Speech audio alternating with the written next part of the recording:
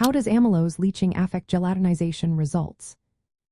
Imagine cooking rice or potatoes and noticing how the texture changes as they heat up.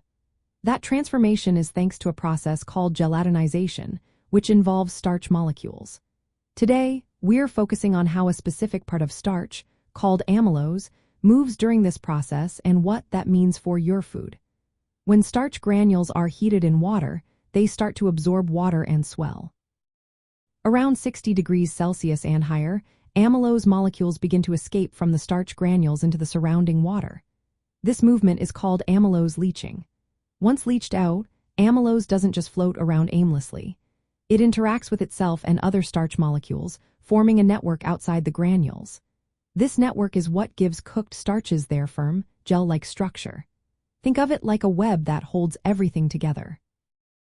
As amylose leaks out and forms this network, it makes the final product more rigid and harder.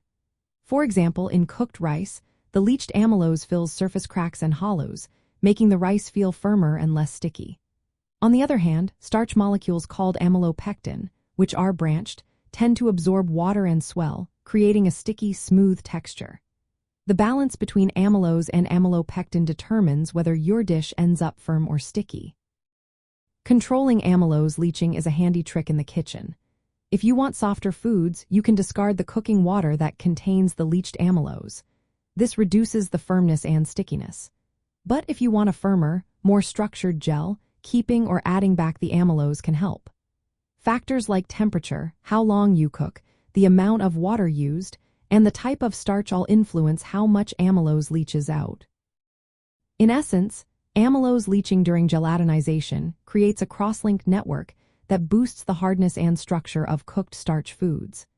Managing this process allows you to tailor textures perfectly for different recipes. Whether you're making a soft pudding or a firm rice dish, understanding how amylose moves during cooking helps you get just the right result every time.